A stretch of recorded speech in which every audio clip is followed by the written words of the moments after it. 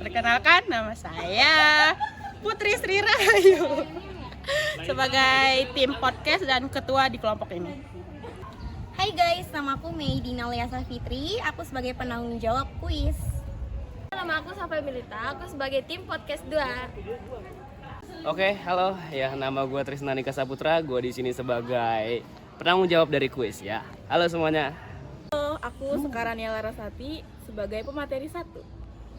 Saya Muhammad Ibra Fauzan. Di sini saya tugasnya membawa pemateri 2. Nama saya Teguh Rasyamani. Tugas saya di sini sebagai dokumenter.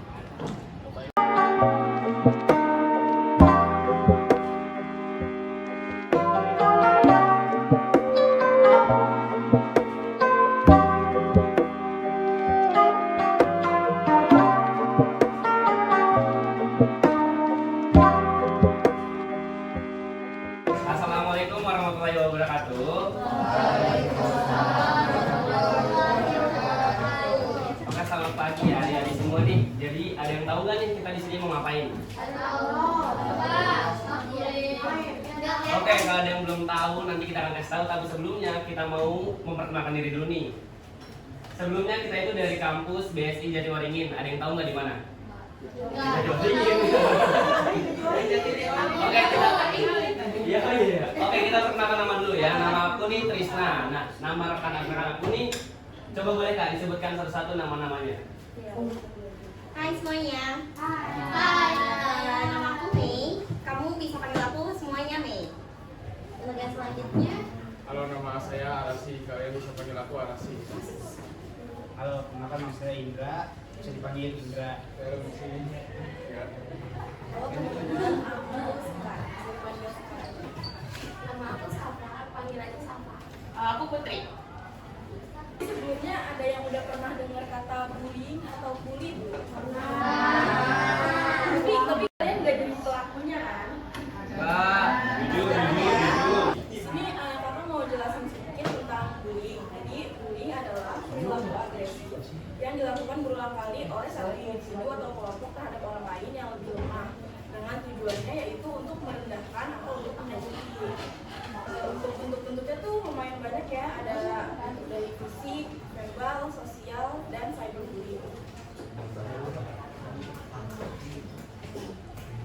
Untuk selanjutnya ada jenis-jenis bullying. Kalau dari fisik itu kita bisa mungkin ada sebagian yang memukul, dorong, atau menendang.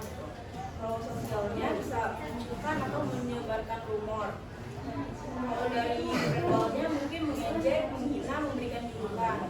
Yang terakhir ada cyberbullying, yaitu bullying melalui media sosial atau platform online. Yaitu korban cenderung menarik diri dari hubungan sosial karena takut atau malu. Berikutnya ada prestasi akademik yang menurun. Selanjutnya ada masalah psikologis dan juga masalah kesehatan fisik. Selanjutnya langkah-langkah pencegahan bullying. 1. Memberikan pendidikan tentang dampak bullying pada siswa, guru, dan orang tua.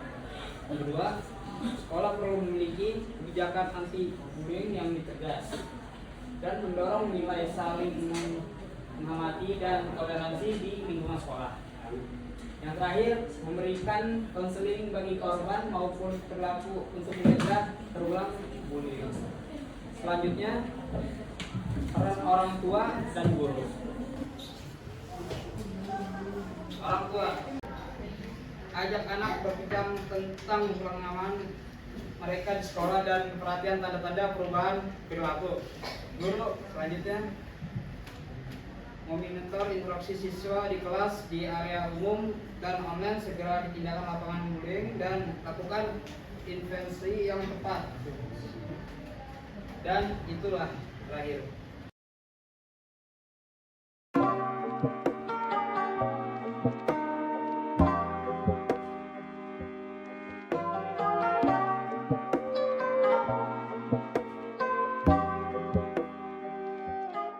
Oke, semuanya makasih ya tadi udah mau foto bareng yang sama kita ya. Dadah semuanya. Semoga kita jumpa lagi. Dadah. Baik, saya Putri Sri Rahayu dari Prodi Informatika, Fakultas Dinas Tanah Informatika. Di sini ingin wawancara dengan Ibu Silin, Ibu Nining. Bu Nining, Iya, guru BK. SMP PGRI 30. Tujuan saya di sini mau nanya-nanya nih sama Ibu, menurut pandangan Ibu ya, mau nanya tentang beberapa hal tentang bullying yang ada di sekitar lingkungan sekolah. Menurut Ibu, menurut pandangan Ibu, apa sih ini perundangan atau bullying itu? Ini apa ya? Perilaku anak ya, atau seseorang gitu yang suka apa ya? Istilahnya yang ngebully ya, itu mengerjain temennya gitu.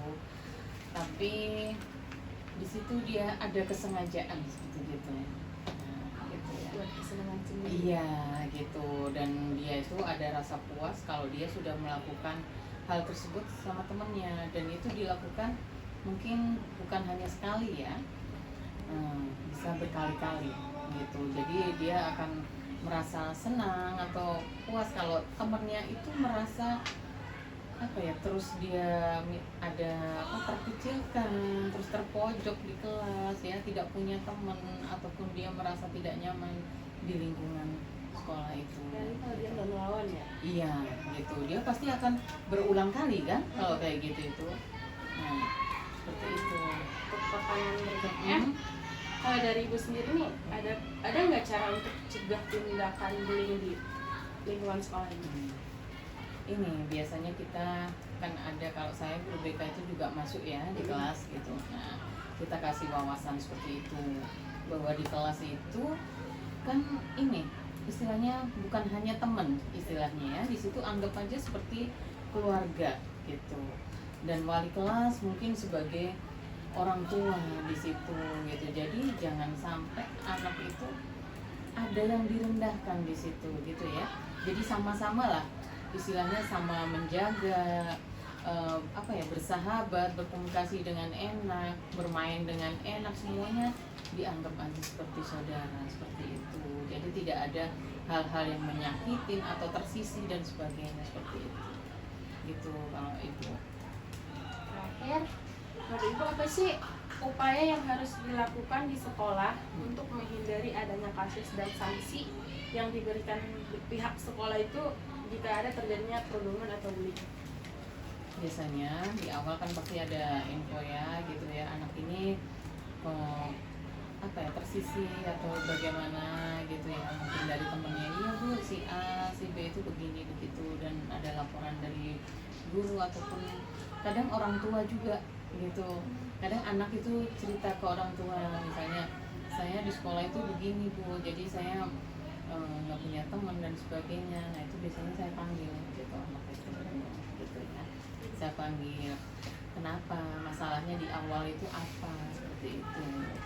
Kalau di awal sudah dia cerita begini-begini, nah kalau masalahnya ada di dia ya saya buka situ masalahnya. Kalau misalnya dia kadang memang dari rumah mungkin dia merasa apa ya, dan tahu sendiri kan biasanya anak yang digodain temennya atau dibully itu biasanya dia memang di kelas itu diem ya, bukan anak yang aktif atau apa seperti itu.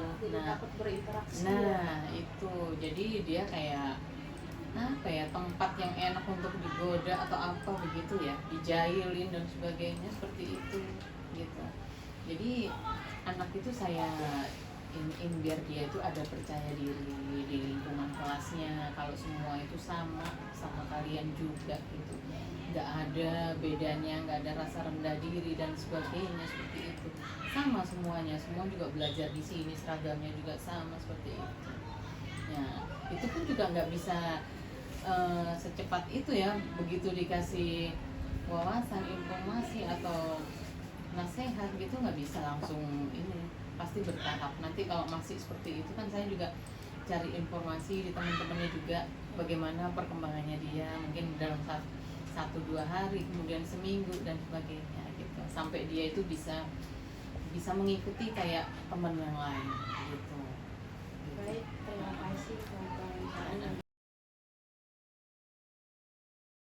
Ya. Nama saya Safa Milita dari Fakultas Informatika dan saya dari kampus Bina Sarana Informatika. Saya di sini akan mewawancarai salah satu siswa dari SMP PGRI 30. Dengan kakak siapa? Nama saya Dita, kakak Dita. Oke Kak Dita, jadi aku di sini mau nanya, menurut kakak apa saja yang harus kita lakukan kepada korban tindakan perundungan atau bullying? Menurut saya, kita harus merangkulnya agar dia dapat nggak menyerah. Gimana sih caranya agar jadi berani angkat bicara jadi korban bullying? Maaf, ulang. Gimana sih caranya agar dia berani angkat bicara jadi korban bullying? Menurut saya, dari pertemanan itu juga mengaruh sih, kayak teman-temannya tuh merangkul, terus dia bisa angkat bicara, dapat dukungan dari sekeliling juga ngaruh sebenarnya. Tindakan apa yang kakak lakukan jika seandainya perundungan terjadi di depan kakak sendiri? Kalau misalnya ada di depan mata saya, mungkin bisa saya laporkan kalau di sekolah kepada guru BK, terus mungkin menasehatinya atau melarainya lah agar nggak terjadi. Oke, makasih banyak ya Kak atas wawancaranya.